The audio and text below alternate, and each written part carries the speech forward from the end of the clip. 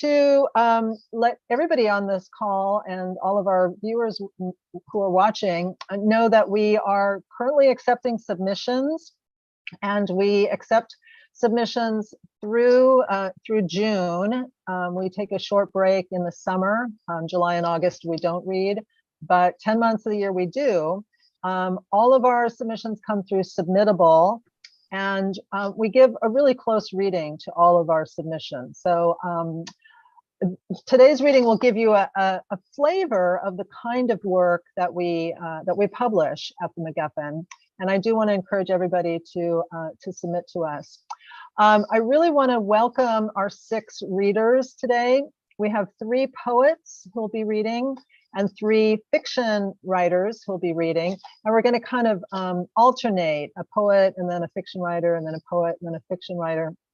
And again, all of these folks have worked in the fall 2022 issue, which looks like this, and has a gorgeous painting of Mackinac Island, which is in Michigan. And the cover artist is Maeve Krogan, who divides her time between San Francisco and Mackinac Island in Michigan. So if you haven't already got your copy, do order a copy.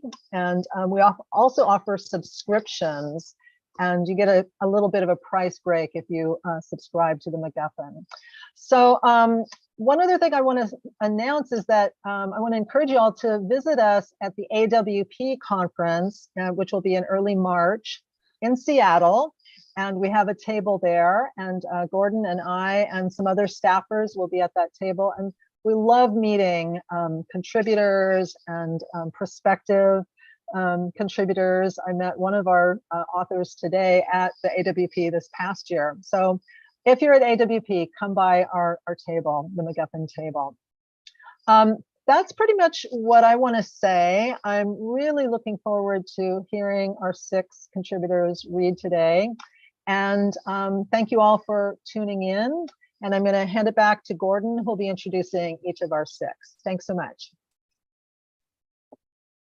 All right, to get things going today, but first, before we do that, I guess I should do the first plug of the day for schoolcraftbooks.com, the official website of the Schoolcraft bookstore, where you can purchase this very issue that everyone is reading from today. It's not too late. I cannot guarantee you that I will get it in the mail before this reading. And first of all, because it's Sunday and there's no mail today, so you're going to be out of luck. But I can get in the mail tomorrow for you. So this baby's going for 9 bones. We also, as Kathleen said, we have 1- and 2-year subscriptions. 1-year subscriptions, I believe, are $20 right now. And you can get 3 whole issues, or you can do a 2-year subscription for $36. I think you can get, obviously, twice as many. All right, well, we've kicked the can around enough today. So let's see if I can pull up my script and introduce our first reader, Chel Campbell. Chel Campbell is a poet from Sioux Falls, South Dakota, whose work appears or is forthcoming in Pigeonholes, Kitchen Table Quarterly, Pithead Chapel, Still, The Journal, and elsewhere. She is currently seeking a home for her master's thesis, a poetry manuscript titled "Everything We Name Is Precious." So if you are someone interested in master's theses, hit this lady up. Chel, take it away. All right, thanks, Gordon. Thank you, Kathleen, for having me here today. Really excited to be here. Okay, enough little nervous chatter. My first poem that I'm going to read is on page 22 of the MacGuffin, called Bottom Feeder. My early memories are thick with poison air and fisher's scissors down my throat to snip their lines, to throw me back into my lake, bleeding and dazed, but alive, below the confusing surface world that is only a flickering mirage.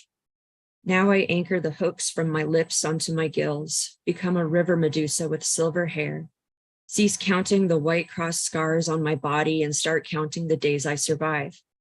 I grow massive, ancient, name the inky shadows in the corners of my eyes my whiskers, let them tendril the place where water accepts gifts from the sky. These sunken leaves from maple trees, my unfixed swirling constellations. I will live as free as they until I die, and my body nourishes all who were my kin. Okay. This next one is called The Stay-at-Home Mother Confesses on page 64. When it's 2 a.m. and I cannot sleep, after the baby's fussing quiets and my husband's snores return, I fantasize about my past lovers and even the ones I could have had. Sometimes I wish to keep little secrets of my own again, hidden away like a chipped painting of an angel on a wall, underneath old flyers and unanswered help wanted signs. To have desires without fear of being flat, my gaze frozen on an existence unseen and unknown. In my half-awake dreams, I hold small hands and guide unsure pigeon-toed steps. And in others, I fly on the back of a motorcycle, my arms wrapped tight around someone's waist. And in others still, I am the one true God. When the sun rises, the spot next to me already empty and my child not yet awake. Gentle loneliness flits in and out of me like a moth's shadow. Whisper soft, I shed my covers and begin another day. Okay, my last one is called First Feed after Sylvia Plath's Morning Song on page 65. A wound as big as a dinner plate opens inside me when I birth my placenta into a plastic bowl. Balloon belly now emptied of all contents, pulsing breasts thick with liquid gold. This body we shared is cow heavy for you. Release your croaking cry into midnight spring, mourn the loss of my safe adrenaline-stitched cocoon. Your tickling lips migrate toward a new home on my chest, to my nipple, a flat pink rose. Gums sink into thorns. Nurses grab my breasts, contort them into unfamiliar shapes, but nothing fits your mouth. Feeding you should have been encoded inside us, a deep and promised connection taken. Maybe nothing is instinct. I empty myself into a plastic cup, I non-name, no more your mother than your tongue is the syringe slurping your dull stars. I bleed, I empty, I thirst. I am no floral Victorian nightgowned Sylvia. Even so, she and I know what it means to body a blank wall, to be a cloud effaced, to feel faraway love lapping like a distant sea. Thank you. Thank you for that. All right, folks, that's 1 down today and 5 to go, I think, right? Yeah, that's math. All right, we're gonna kick it over to prose now, I think, with AJ Strosahl. AJ is a writer in Oakland, California. Her work has been published or is forthcoming in Ruminate, Craft, Cleaver Magazine, Blue Earth Review, and other outlets. Find more of AJ's work at the website www.ajstrosahl.com, which will be probably in the description at some point when we get around to editing this thing. So check AJ out. AJ, it's all yours. Thanks so much, and thank you very much for having me. I'm excited to be here and to hear all my fellow writers read as well. I'm just going to read an excerpt of my my short story, You've Never Heard Your Own Voice, which is on page 28. So I'm gonna just read the beginning.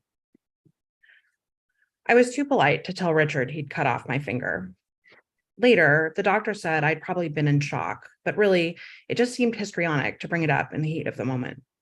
He was bringing the arm of the paper cutter down with methodical savagery, cutting through each dashed line that delineated the bookmark-shaped flyers for his upcoming play, a production of Hello, Dolly, at some community theater in Bay Ridge.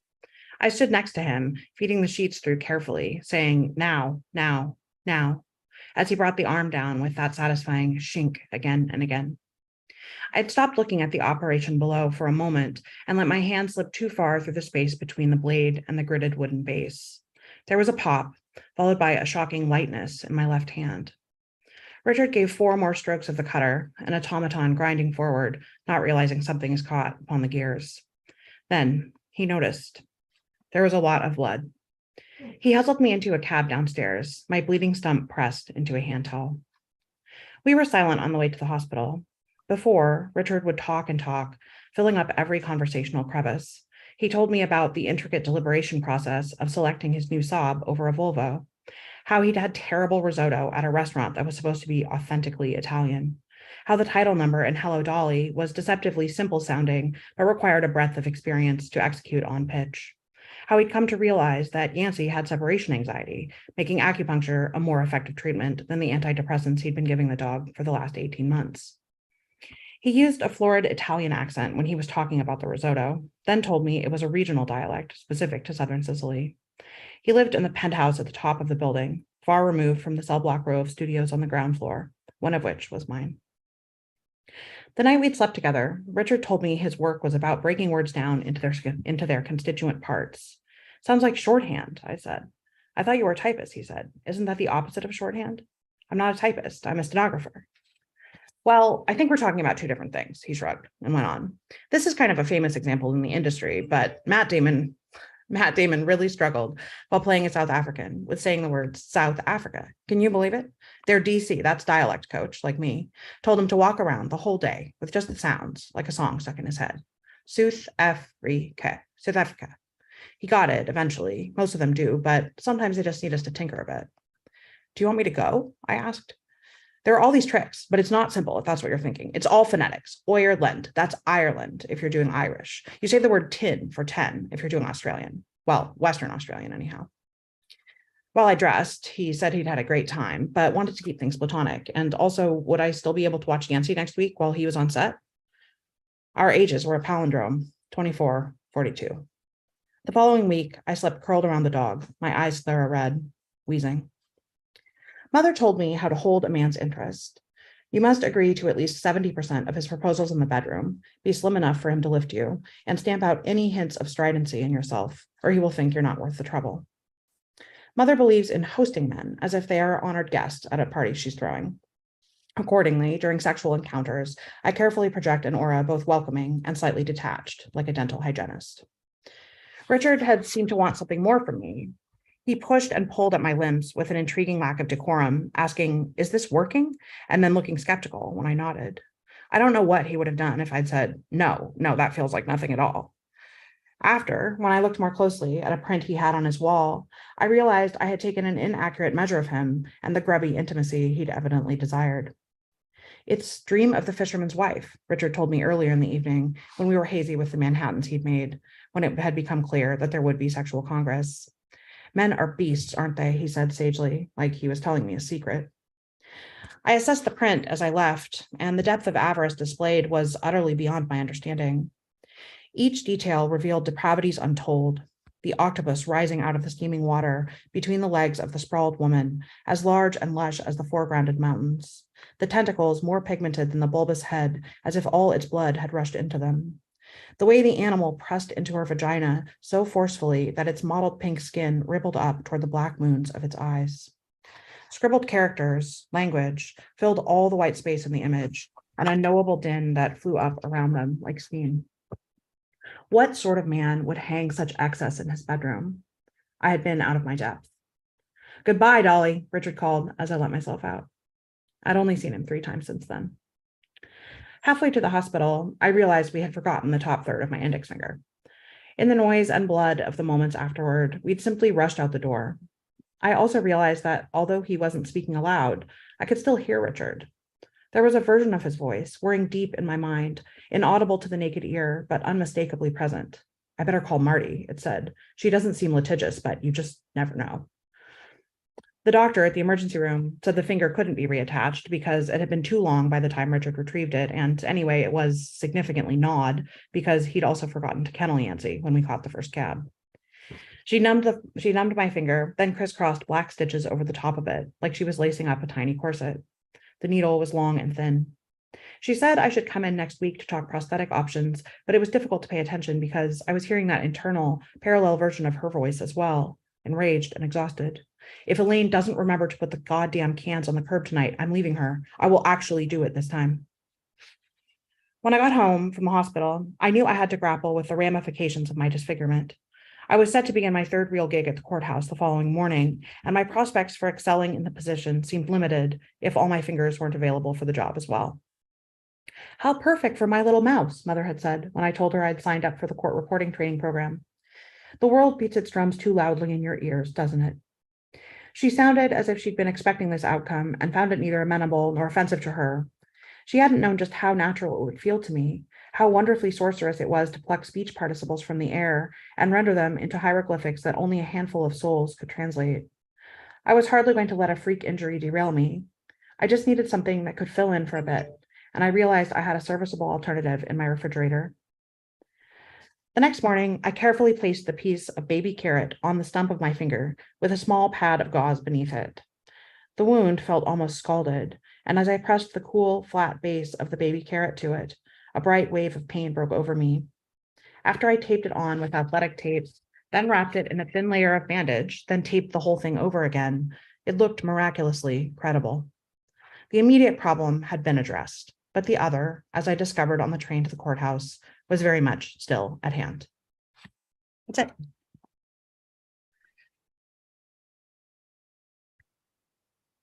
Thank you so much, AJ. A great story and a great way to learn how to say some names of countries in dialect. So you can get some entertainment and some knowledge from this issue. I also feel like I need to, speaking of the educational aspect of this issue, I feel like I also have to point out that we have another AJ in this book too, which has a piece I am very tickled by, called A Recipe for Chicken Parm, which is it's a recipe for chicken parm. So you can make some dinner and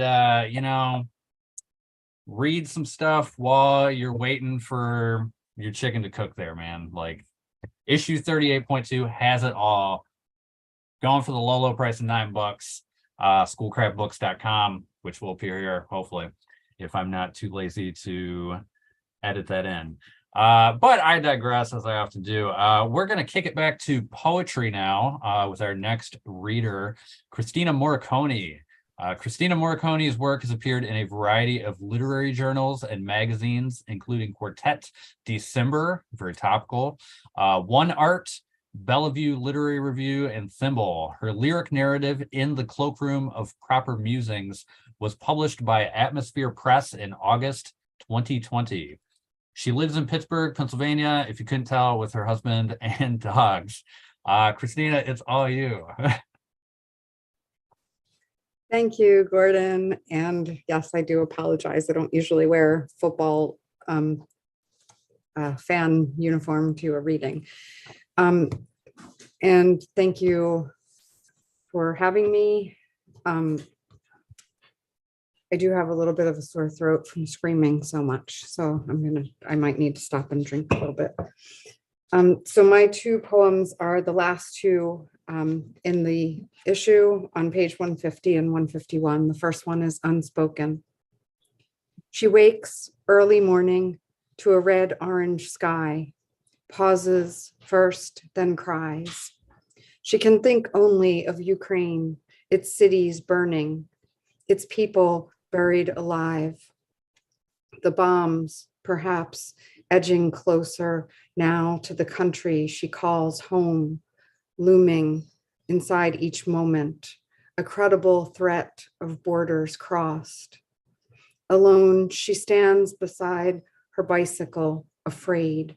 What layers on rooftops and cars is granular, the air a thick haze. Eventually, she learns winds have lifted, carried the red sands of the Sahara all this way. An omen, she's told, and the tears return fast, streaks of despair down her dust-covered face. War, she says in German, Krieg, hushed in this place where no one wants to be reminded how often history threatens to repeat. In Lviv today, they race to empty museums, statues and paintings crammed into bunkers, the soul of a nation forced underground. Along the Isar, soaked in blood rain, she considers what it might mean to prepare. Genuflects on the banks of the rising river, recites quietly her mother's language of prayer. When she cannot sleep, She cuts and pastes bits of dreams into a book she calls All This Hope Unspoken. Assembled images of tiny lights strung from beamed ceilings, flowers bound to altar frames. Thank you. And this is this next poem on Grandview Avenue is actually, I live on the 16th floor of a condominium building, and I look out at the skyline of Pittsburgh. And every morning, the very first thing I see is this man who made his way into this poem. And I'm really excited that I found a place for him because he means a lot to me. He starts my day every day in a positive way. So this is for him. On Grandview Avenue. Lately, I have receded, taken to declining invitations. Beyond the walls that hold me, the landscape threatens. A virus and its variants, rising rivers, warming seas, a parched red earth, defenseless and exposed, choked. An agglomeration of single-use plastics caught in its throat. Too many people indifferent now, fatigued. My memory, though, farsighted and prone to leaps back in time, when I swear humankind had done better. Perhaps nostalgia is another lie I'm looking to tell myself. Most mornings these days, I stand at the window, watch an old bent man across the street clear away bits of trash from the sidewalk, because I think maybe he is the poem I should be trying to write. Transfixed by yet another news cycle, my body stuck in a pattern of mesmer and panic. Each swing of his arms becomes the hope for me of a flawlessly measured line, a world made immaculate, each stanza swept clean. Thank you.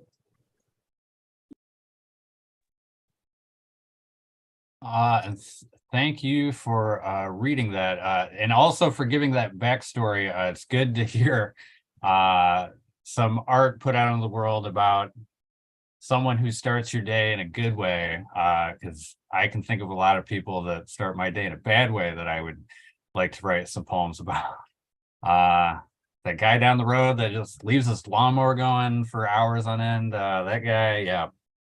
All right, that's enough of my rude awakenings in the morning.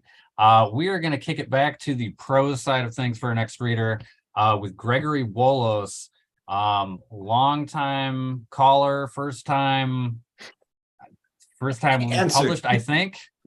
Mm-hmm. Like I've been here for a long time at this point, too long, longer than I want to put out there in the world. Although Kathleen at some point will probably embarrass me and tell everyone. But I think, Gregory, you've been sending us stuff almost the entire time I've been here. Is this the first time we've published you? I think so. This is the first time. Yep. All right. Well, thanks. I'm glad to have you in here. When you're in my position, the managing editor role here, you see everything that comes in, and there are some names that you just keep seeing over and over again. And like those people I always root for, I find myself doing that. Like after 10 years of just like not taking anything, it just feels so good to finally be like, yes, this is the one. Thank you. Mm-hmm. All right, so let me tell you some stuff about Gregory here. More than 100 of Gregory Wolos' short stories have appeared in such journals as Glimmer Train, Georgia Review, and The Pinch. Gregory's full-length collections include Women of Consequence, Dear Everyone, and The Thing About Men. His debut novel, Kika Kong versus the Dead White Males, will be released in 2022. I am thrilled to have him here, Gregory Wolos. Thank you, Gordon, and thank you, Kathleen. And it's a pleasure to read here, and very nice to hear from the the poets and prose writers that are here too. So it's nice for me to hear that. I'm reading from my story, Homunculi in Need of Repair. It's a love story with unlikely characters and an unlikely sort of love. It appears on page 73. I'll read the beginning from the beginning. It establishes the two characters, I think, and their uniqueness. Homunculi in need of repair. What am I doing here at Mendehart Doll Hospital? Customers might assume I'm a partner in the enterprise, which is false. The place is owned 100% by Saffron. Maybe some think that she and I are romantically connected. Of that, I'm not sure. We only had one date before I came to work here 3 years ago. If we share a love language, it's definitely unspoken. My legal blindness is something I have in common with the shelved dolls that surround us, assuming it's acceptable to call something blind, deaf, or mute if it never had a pulse or took a breath. Dolls are dead wood, lifeless plastic, as dead as the pile of sticks Geppetto christened Pinocchio before the magic. We don't accept stuffed animals at Mendehart, no matter how critical their condition. Saffron tells customers who come in with teddy bear emergencies that she's allergic to all fur, even synthetic. She's further hinted that her rejection of stuffed critters supports her anti-pelt position. But she's neither allergic nor political. She just hates animals. She freaked out when I suggested we get a pet for the hospital. If there was a dog yawning on a mat or a cat stretched out on a shelf among the dolls, it might feel cozier in here, I said. Having an animal would confuse customers, she snapped as she plugged a Barbie leg into its hip joint. Our website says we're a homunculus-only business. But a lot of people don't understand. I have to explain. Human forms only. You're not being of much use here, Saffron growled. Why don't you call the delinquents? When Saffron's in a pissy mood, she tells me to call the delinquents, those who leave dolls for repair and never return to claim them. Making calls is a perfect responsibility for me because of my weak eyes. I noted my affliction on my profile for the dating site that matched the two of us, a site for those slightly out of the mainstream. Saffron described her qualifying condition as morbid obesity. Truth be told, my blindness isn't strictly legal. I diagnosed my own macular degeneration. Confirmation by a medical doctor would have cost me my driver's license. I still drive in my dreams. I told Saffron on our date that I thought she was beautiful. How do you know? She snorted. You're legally blind. Legally isn't totally, I said. And you smell like pumpkin spice. You must have caught a whiff of someone's coffee, she said. I don't sweat flavors. Your glasses make your eyes freakishly large. You know that? I shrugged. Saffron had wrapped her hands around her coffee mug. Her nails were yellow dabs. Her fingers rose suddenly like a flock of canaries and disappeared into her cloud of dark hair. Her face resembled a pan of milk, her features emerging like bits of fruit, blueberry eyes, strawberry lips, raisin nostrils. You don't like being called beautiful, I observed. Saffron leaned back and she seemed to disappear into a tunnel. I must be beautiful, right? She snarked. That's why I date blind guys. You know, up in New Hampshire, someone my size qualifies as morbidly obese. Just crossing the border into Massachusetts reduced me to plain old obese. Could you make out my profile picture? Pretty fuzzy, I said. What attracted me was that under employment, you put doll hospital owner. I inherited the place from my grandfather, my pops. He started with a toy shop, which he turned into a toy hospital. I worked there after school and during summers when the other girls got jobs as lifeguards or camp counselors, where they flitted and flirted around in tiny shorts and bathing suits. After I graduated, I wanted to be a healthcare professional. I took a few courses online. Then I got a job as a lab technician. My responsibility was to kill mice and rabbits the scientists were using for experiments. As Saffron talked, she puffed a little, and I smelled pumpkin spice again. Murdering them was harder than you'd think, she said, those cute wiggly noses on the bunnies, and the mice were so innocent and fragile. After a day of slaughtering, I'd go home to dinner, TV, and nightmares. I'd wake up in the middle of the night trembling, convinced my bed was full of soft, squirmy little bodies, made of piled up bunnies and mice, or their ghosts anyway. There'd be white shadows everywhere. I didn't know what to say, so I just nodded and sipped my coffee. If anybody wants to know how to murder rabbits, that's a book I could write. You hold them up by the ears and whack them with a small bat at the base of their skull. And the mice? You pinch them just behind the head, then give their tail a jerk. You take it where it's rooted in their butt so you don't snap it off. The tug breaks their spine. My lab partners call me Cruella de Vil. I preserved my sanity by learning to hate the little beasts. I convinced myself that the lab animals were responsible for every misery in my life. My so-so grades, my unpopularity, my size, my below averageness. I turned each murder into an act of self-preservation. Get the little shits before they got me. Vengeance is mine, I thought every time I swung a bat or yanked a tail. So did it help? Did I sleep any better? Those felt like real questions. But instead of guessing, I changed the subject. My macular degeneration didn't start until after I got out of high school, I said. Until then, I could see just as well as anybody else. Legally blind, Saffron yawned. Interesting. Anyhow, the way I taught myself to feel about the things I got paid to kill spilled over to my feelings about all animals. Hate's an easy default emotion. If I dreamt about kittens or puppies, let's say, they turn into little monsters. Maybe they had fangs dripping with poison. I pick them up by the scruff of their necks and dump them into a pit of fire. The milky surface of her face rippled, as if disturbed by a breeze. Long story short, I couldn't fool myself forever. My rationalizations were no better than a Nazi's. I had kind of a breakdown and left my job with my tail between my legs. My pops rescued me by letting me move into the apartment above his doll hospital. I worked for him, then with him, and finally instead of him. After I learned all the ropes, he died and left me everything. I slept better, sleep better, no more dreams, but I still hate all animals. How could I not? Why don't the dolls bother me? Because they don't remind me of anything. At Menderhart, if a customer fails to pick up a restored doll after a week, it's placed on a shelf with the other orphans.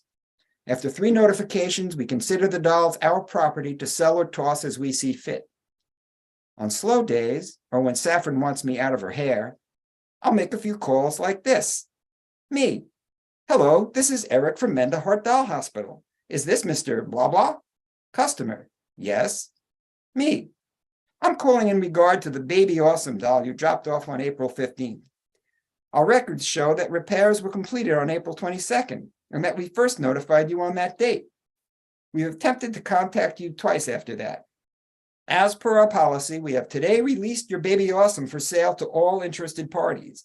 If you still want your doll, you should come to our shop ASAP and pay the $35.74 owed for repairs. We have fixed the lazy eyelid, undented the head, and provided a general cleaning and disinfecting. Customer. Baby Awesome? Me. Yes, this is Eric from Menderhart, the doll hospital. Customer. That was my wife's doll from when she was a kid. She wanted it fixed because we've been trying to have a baby for over a year, and she thought patching up her old doll would bring us good luck. But as it turned out, she couldn't get pregnant because she had ovarian cancer. She's in hospice care now. I don't think she wants the doll anymore. Go ahead and sell it. Me. So sorry to hear of your misfortunes.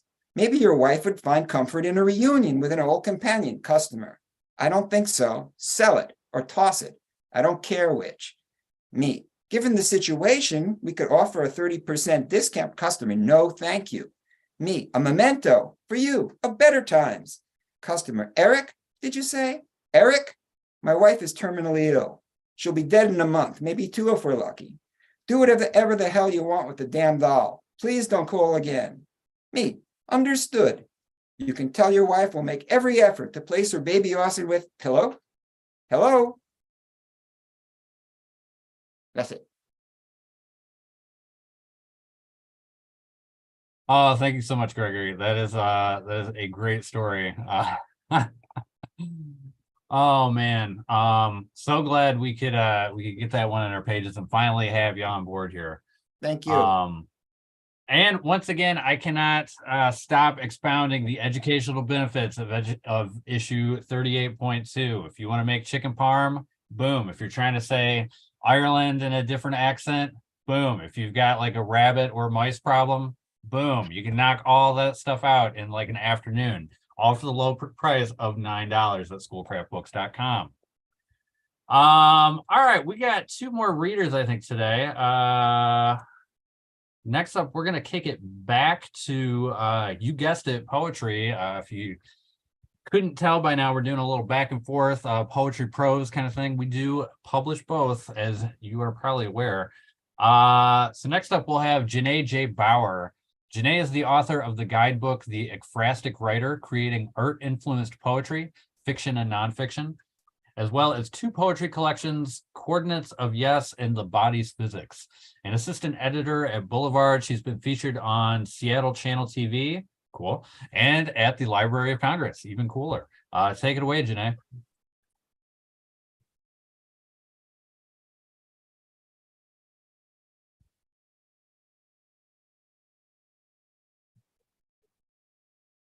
Thanks to everyone, and looking forward to seeing all of you guys at AWP in my hometown of Seattle. So I'm going to start with, I'll read 3 poems in total. I'm going to start with page 117 called Sestina for Marriage. Many of you are familiar with the sestina form, in which you have a line of poem, and then you've got an N-word, and then you use the N-word throughout the lines. Well, I decided to just dispense with a line of poetry and just to see what I could make of the N-words. And so it's a little experimental, so here we go. Sestina for Marriage. She and he together love tears. Tears she loves, and together he. He tears together she and love. Love, he and tears she together. Together, love, she, he, tears end. And together tears love, he, she. Together, she tears he and love. And then I'll read 2 new poems. I'm going to start with page 103. So these are brand new poems, hot off the press. I'm writing an entire book in which I treat the artwork of Andrew Wyeth. And so I call these deconstructed ekphrastic poems, but you could really think of them as fictional autobiographical musings. And so the speaker is Andrew Wyeth. And so these are footnotes, although it's more of a structure. I won't be reading out the numbers. So here we go. Andrew Wyeth's footnotes to Evening at Kerner's, 1970. Trees divested of their leaves reach for the icy winter sky. The sun begins to set over the valley. The muddy pasture in the foreground. The grassy knoll leading to the grove of spruce beyond. When a stream meanders through a man's land, it's both a pleasure and a peril. On the slope is a fence, wooden and weathered from years, demarcating land before the land on which their livestock trod. Their barn can hold a half bushel of hay and 3 or 4 mares. She assists with the birth of a foal or drives to town for an essential that's halted a task. Though her chores food preserving, meal preparing, dish washing, floor sweeping, clothes tending are hers alone. The lights on in a low window. It's supper time, and everyone who's expected has come in from the property and has gone to wash up.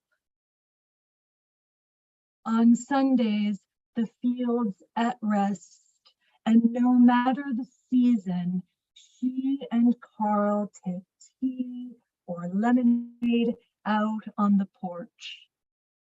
Together they sit and to each other say not a word. I think one's art goes as far and as deep as one's love goes. Carl says, when you're in the trenches, keep your head down. Leukemia, brightness and blood, cellular accumulation. No single light shines eternally. Carl's flickering soul. And then the last piece is on page 102. And it actually features the same players. Andrew Wyeth's footnotes to Pine Barren, that's the name of his painting, which was produced in 1976.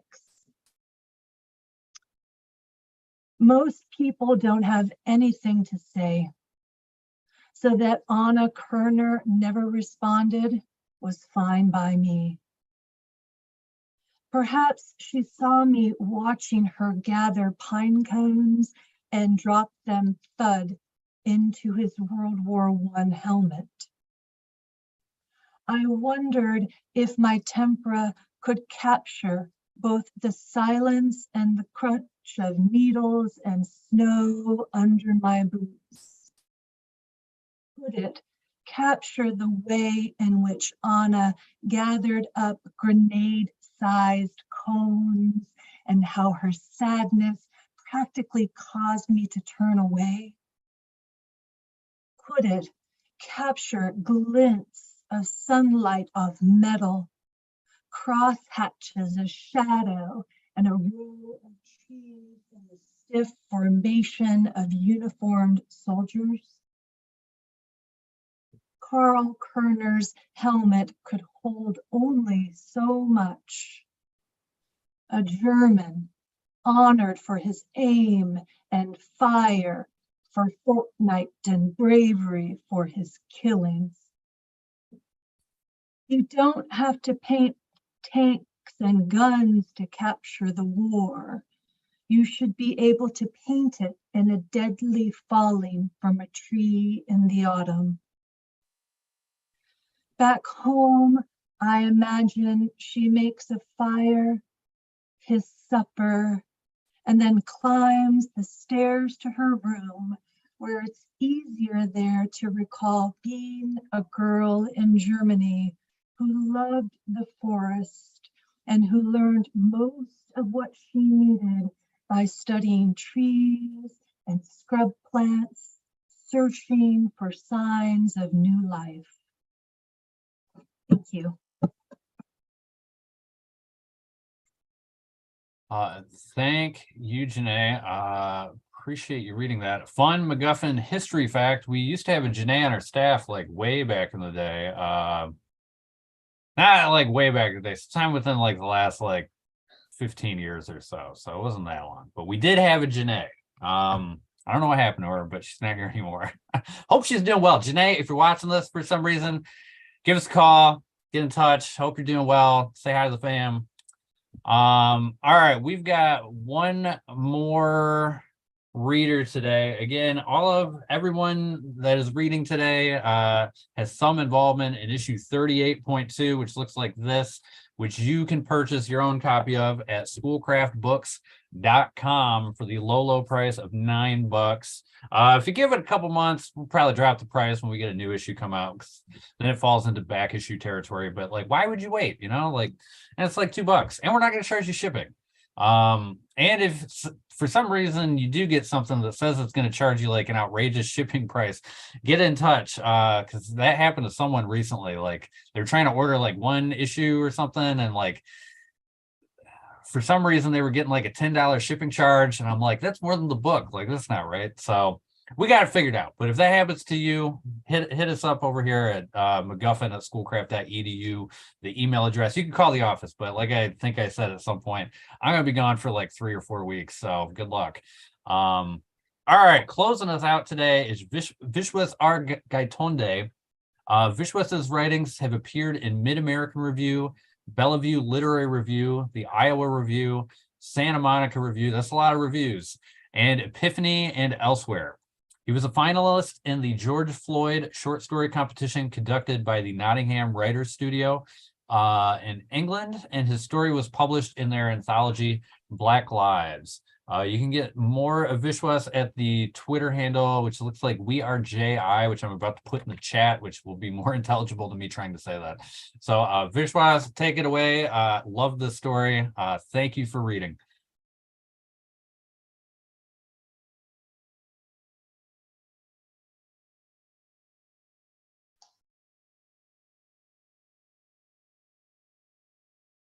All right. Thank you, Gordon and Kathleen, for having me here. I'm going to be reading the opening section of my short story, Mardi Gras, on page 141. Mardi lifted me up when I was flat on my face, my dear. Mardi set me back on my feet. But for him, we wouldn't be here leading a comfortable life, Pankaj said and sighed. Mardi, Mardi, it's always Mardi. When am I going to meet him? His wife Suchitra asked him, not for the first time, as she gently stroked his forearm. She had heard his story over and over again. She never was sure why Pankaj always called his buddy by his surname Mardi and never by his first name, Ramdas. When Pankaj and Mardi became friends in India, they both were young whippersnappers, struggling to come up in life despite all the obstacles they had encountered. They exchanged ideas and hatched plan after plan over glasses of beer. And then Pankaj went through a bad patch that kept getting worse. And Mardi, who himself was on shaky financial grounds, bent over backwards to help out his pal and drinking buddy. If Mardi had not rescued me, my dear, we wouldn't be living here now, so well settled. Pankaj's eyes meandered over the living room of their cozy home. Decent enough furniture, pretty artwork on the wall, artificial indoor plants that looked quite real. They were located in a large village that called itself a small town, outside New York City, a few miles before the interstate line with Connecticut. He threw a fond look at his wife. During the good old days, Mardi and I mostly drank Kingfisher beer, the only beer we could get our hands on in India. And our dream was to drink foreign beers, Foster's, Heineken, Stella Artois, Sapporo, Doppelbock. You drink all of those now? Yes, but Mardi and I dreamed of the day when we would sit evening after evening, drinking our dream beers together and having deep conversations. Mardi's also done pretty well for himself, but he's based in India. He does get to go on overseas business trips every now and then, so I'm sure he enjoys different kinds of beers. So you're happy for him. Suchitra smiled. As he must be for you. Yes, Suchi, but it's an incomplete sort of happiness. It's not enough to know that we're both graduated from Kingfisher. We have to clink our mugs, say cheers, and drink together. Drink together. That will be the day. Why don't you invite him over on his next trip then? I wish. But his work takes him to Europe and Australia and Japan. Everywhere except here. A few months later, Pankaj sidled into his house with suppressed excitement. Suchi, Suchi, guess what? Oh, I'll tell you, you'll never guess. Marty is finally coming to America. He is? Oh my. After how many years will you see him? And guess what? He's coming to New York. Not Los Angeles, not New Orleans. Not any place from where he couldn't come to our house. But New York, New York. Ramdas Mardi's coming at last. We must stock up on beer. That's it. Oh man, thank you so much, Vishwas. It is such a pleasure to hear you read that. I got a big laugh out of that story. It really makes me want to have a drink also. Haven't had Kingfisher myself, but around these parts, maybe I'll have a Strosahl or something. When we're out at AWP, what is it? Oh yeah, Rainier. That's the last AWP that was in Seattle. That was the one that I found myself in most nights there. So I think that wraps us up for today. Still cutting it in right under an hour. We've never done one of these longer than an hour. Kathleen probably has some final words, which I'm sure won't take more than 50 seconds. Take it away, boss. Sure. I just want to say cheers with my water bottle to all of you. You know, let's clink our water bottles or our wine glasses or whatever we're drinking from.